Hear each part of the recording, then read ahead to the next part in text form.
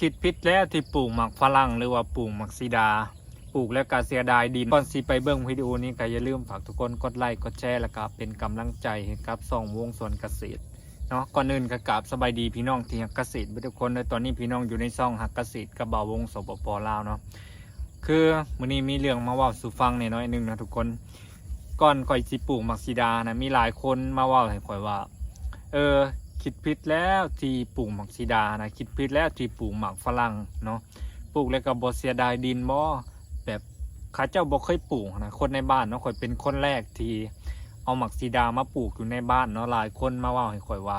ข่อยคิดผิดที่ปลูกหมักซีดาเนาะหลายคนก็ยังบ่เคยปลูกแต่หลายคนก็มาตัดสินกันแล้วเนาะหลายคนคิดว่าการปลูกหมักซีดานี่นะมันต้องใช้เวลาเป็นปี2ปี3ปีเนาะเพราะว่าในคนในบ้านข่อยนี่นะข้าเจ้าปลูกมะพร้าวเนาะข้าเจ้านิยมปลูกมะพร้าวกันในเมื่อประมาณ2ปีก่อนเนาะและก็ผ่านไปประมาณ2ปีนี่ต้นมะพร้าวบ่ได้เลยบ่ได้ผลแล้วและตอนนี้ข้าเจ้าก็เริ่มตัดต้นมะพร้าวหาถิ่มเนาะแล้วบัดทีนี้เขามาเห็นข่อยปลูกหมักซีดาข้าเจ้าก็เลยพากันว่าคิดผิดแล้วที่ปลูกหมักซีดานะเนาะจังหน่อยก็ได้ตัดต้นมันถิ่มเนาะคือเขาปลูกมะพร้าวเลยเขายังตัดต้นถิ่มเลยเนาะข่อยพ่อค้ำแบบนี้ข่อยก็สิพยายามแบบหลีกเลี่ยงเนาะและข่อยกระบอกให้คำตอบของเขาเจ้าเพราะว่าข่อยก็เป็นมือใหม่ที่กำลังเรียนปลูกซีดาเนาะข่อยเริ่มปลูกมาเรื่อยๆแล้วก็เห็ดมาเรื่อยๆเนาะโดยที่บ่มีความรู้เนาะความรู้ข่อยก็เข้าไปศึกษาเบิ่งในนี่แหละเนาะ YouTube เป็นหลักเลยในการปลูกซีดาข่อยเนาะคนในบ้านเขาเจ้าก็บ่ปลูกแล้วข่อยก็บ่รู้สิไปถามไผเนาะเอามาแล้วก็ลองปลูกลองเรียนรู้ไปเรื่อยๆแต่การเรียนรู้ของข่อยนะทุกคนข่อยปลูกไปหลายๆเลย200ต้นเนาะบ่ได้คิดว่ากูต้องเอาหมากผลแท้ๆเลย200ต้นนี่นะแต่ข่อยคิดว่าข่อยปลูก250ต้นเนาะเพื่อต้นมันตายเนาะต้นมันก็น่าสิตายประมาณต้นนึงประมาณ100ต้นหรือว่าประมาณ150ต้นของมันก็สิเหลือต้นหมากซีดาอยู่ประมาณ100ต้นเนาะในความคิดข่อยนะหลังจากที่ข่อยปลูกไปแล้วเนาะต้นหมากซีดา250ต้นคืนไปเลยทุกคนเนาะมันตายประมาณ 3-4 ต้นนะโดยที่บ่มีความรู้และสิ่งที่สำคัญก็คือข่อยเอากิ่งมันลงมาปลูกเลยเนาะไผมาเห็นเขาเกาหัวควันแล้วเพราะว่าเอากิ่งมันมาปลูกนะมันปลูกแล้วมันถึกแดดน้องใบมันหล่นเบิดเลยเนาะปลูกเลยกะอันนี้ก็ตกใจเนาะพอเป็นมือใหม่นะใบมันหล่นเบิดเลยไผมาเห็นก็บอกโอ้เสียดายดินเนาะ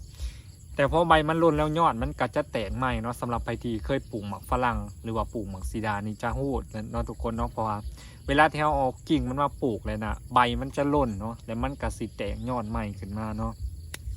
แล้วก็หลังจากที่ข่อยปลูกไปผ่านไปประมาณ8 เดือนเนาะแล้วก็เริ่มได้ขายหมักซีดาบัดทีนี้มีแต่คนอยากซิมเนาะคนที่บอกว่าเสียงนะว่าปลูกให้ย่างหมักซีดาบ่เสียดายดินบ่ก็มาขอซิมหมักซีดาน้ำเฮาเนาะบ่เคยซื้อแต่ว่ามาขอเนาะข่อยก็ปลูกแล้วก็เฮ็ดไปเรื่อยๆพยายามเรียนรู้ไปเรื่อยๆเนาะก็คืออาศัยกันเขาไปศึกษาเบิ่งใน YouTube นี่แหละเนาะพี่น้องเนาะทั้งการห่อกันตอนกิ่งเนาะตอนนี้ก็เฮ็ดสวนหมักซีดามาได้ปีกว่าแล้วแบบผ่านร้อนผ่านหนาวแล้วก็ผ่านคำดูถูกต่างๆเนาะตอนนี้หมักซีดาข่อยกำลังเริ่มแบบได้หับหมากหับผลเนาะหลายคนก็เริ่มอยากมาเรียนรู้นำใดคนที่แบบเคยดูถูกเฮาว่าปลูกหมักซีดาบ่เสียดายดินบ่นี่มาเริ่มอยากมาซื้อต้นน้ำเฮาเนาะแล้วก็มาซื้อหมากน้ำเฮานี่พร้อมเนาะเห็นบ่ถ้าอันนี้มันคือเป็นความพยายามที่ข่อยพยายามเฮ็ดมาตลอดเนาะถ้าแม่นเขาสิเว้าใส่เฮาตั้งแต่มื้อที่เฮาเริ่มนะเฮาก็บ่ต้องไปหวั่นแล้วก็ข่อยยังบ่ได้ตอบคนเหล่านั้นเลยได้ว่าข่อยปลูกหมักซีดานี่มันมีข้อดีแล้วก็ข้อเสียเนาะใดเนาะคือปลูกหมักซีดานี่มันจะมีข้อดี2อย่างเลย1เฮาสิได้ขายหมากมัน2เฮาสิได้ขายกิ่งมันเนาะเฮาบ่ต้องไปฟังความคนอื่นเขาเจ้าเว้าใส่เฮาดอกเนาะเพียงแต่เฮาพยายามเฮ็ดให้คนเหล่านั้นเห็นเนาะเขาถามว่าปลูกหมักซีดาบ่เสียดายดินบ่ค่อยบ่กล้าตอบเพราะข่อยยังบ่มีประสบการณ์เนาะถ้าสิบอกว่าปลูกหมักซีดามันดีจังซี่ได้เนาะก็บ่กล้าตอบเพราะว่าเป็นมือใหม่นะข่อยพยายามเก็บประสบการณ์แล้วก็เรียนรู้ไปเรื่อยๆเนาะตอนนี้ก็เริ่มถึงยอมรับแล้วเนาะจากคนที่บอกว่าปลูกหมักซีดาเห็นหยังเนาะหลายๆคนที่ว่าใส่เฮานะส่วนหลายเขาจะบ่สนับสนุนเฮาดอกเนาะส่วนหลายมีแต่คนที่เขาบ่รู้จักเฮานะเขามาสนับสนุนเนาะข่อยปลูกหมักซีดา250ต้นตอนนี้ก็คืออาศัยการขายออนไลน์เด้อทุกคนเด้อจังไดก็ฝากทุกคนกดติดตามแล้วก็อุดหนุนกันในเด้อเนาะถ้าวิดีโอนี้ฮอต 1,000 วิวก็สิมาเว้าเรื่องการปลูกหมักซีดาเรื่อยๆเนาะทุกคนเนาะจังไดก็ขอบใจทุกคนที่ กดเข้ามาติดตามกันฮอดวิดีโอนี้เด้อเนาะ